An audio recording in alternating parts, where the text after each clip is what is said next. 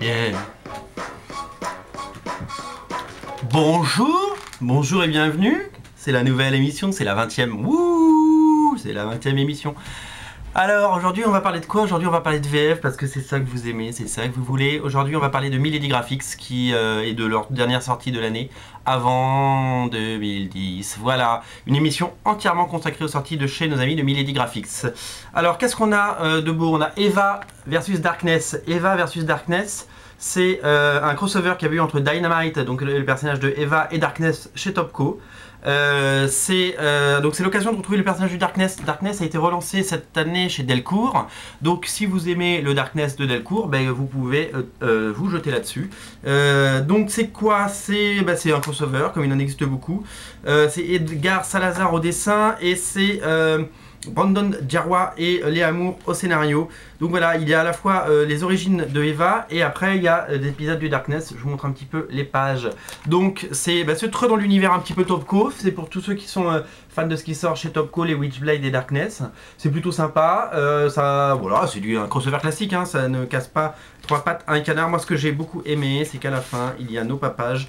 Il y a les couvertures originales de notre ami Paul Renault. Donc voilà, il a fait 4 couvertures originales. Et voilà, donc c'est bien. L'édition est encore une fois plutôt soignée chez nos amis de Milady Graphics.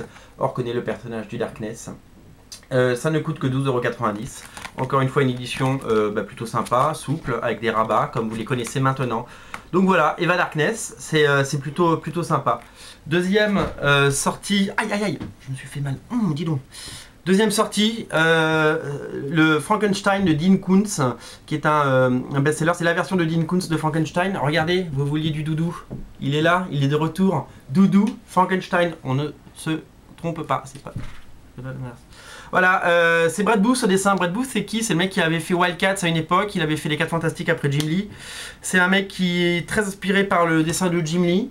On voit son trait là. Je trouve qu'il y a un tout petit problème d'ancrage sur son dessin. Sinon, on reconnaît bien son style. Moi j'aime bien Brad Booth. C'est un dessinateur que j'ai toujours bien aimé. Malgré certaines séries. Il avait fait Backlash notamment, souvenez-vous, chez nos amis de Wildstorm à l'époque, c'était il y a longtemps. Et c'est lui qui fait Anita Blake, pardon. C'est lui qui fait Anita Blake chez Dabel Brothers et donc chez Marvel, qui devrait sortir chez Milady début 2010, qui avait été reporté. Et c'est lui qui fait aussi une autre série Magicien aussi chez Milady, qui devrait sortir aussi en début 2010. Voilà, donc fan de Brad Booth, ceux qui fans de Dean Koontz surtout, et ceux qui veulent connaître un petit peu sa version de Frankenstein, je vous invite à acheter ça. C'est 12,90 € aussi, ça va avec, c'est pareil, comme notre amie Eva, voilà, ça va dans la collection. D'autres choses moins comics que je voulais vous présenter chez Milady, l'adaptation du Spectre de Shannara de Terry Brooks. Là, alors on a changé de format, on a tout changé. On est toujours sur du souple avec rabat, mais on est sur un graphic novel entier, en noir et blanc, un petit manga, on va dire, hein, pour simplifier le discours, avec du sketchbook à la fin. Voilà, donc ça c'est surtout pour vous montrer que ça sort, c'est surtout pour les fans de Terry Brooks.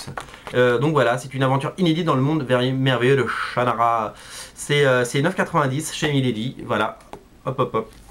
2 artbooks maintenant à vous montrer. Le premier, il est magnifique, c'est celui de Mélanie Delon, toujours chez Milady. Donc là, on est un tout petit peu plus cher, on est à 15 €, ce qui est complètement pas cher pour un bouquin en hardcover.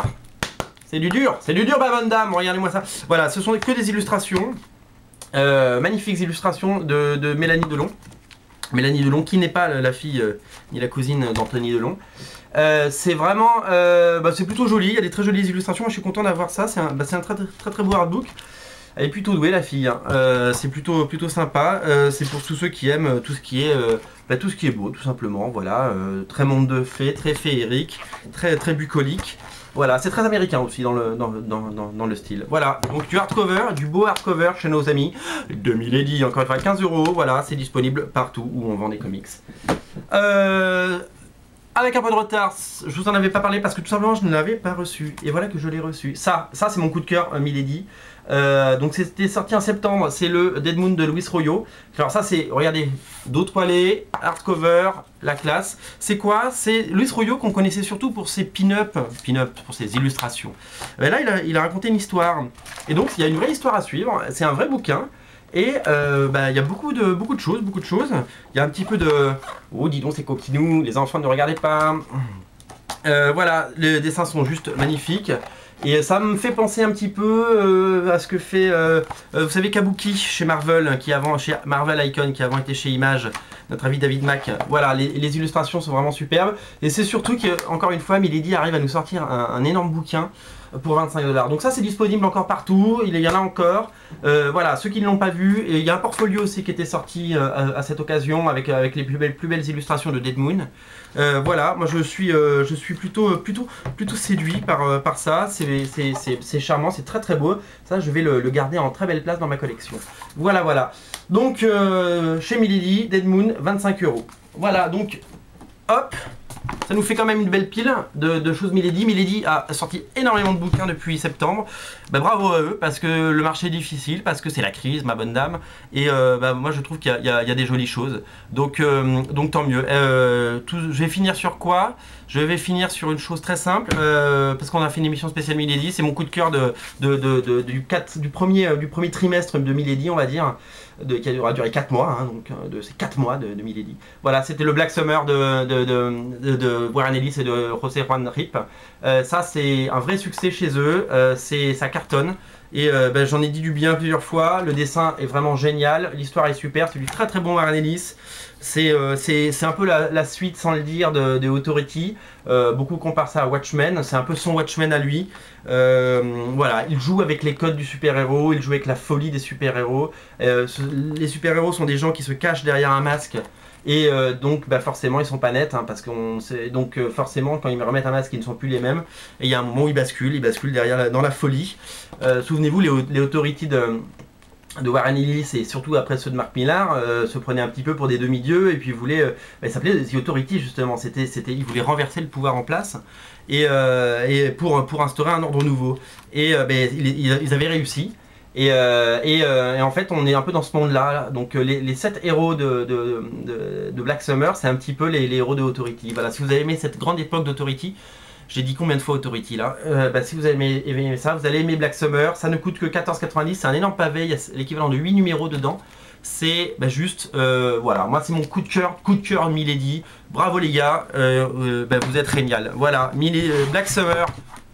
Pour les lecteurs de comics et pour ceux qui aiment les belles images, Dead Moon de Luis Royo. Voilà, merci Milady. On retrouvera Milady l'année prochaine, certainement avec plein de belles choses. J'ai vu le programme, normalement ça devrait vous plaire.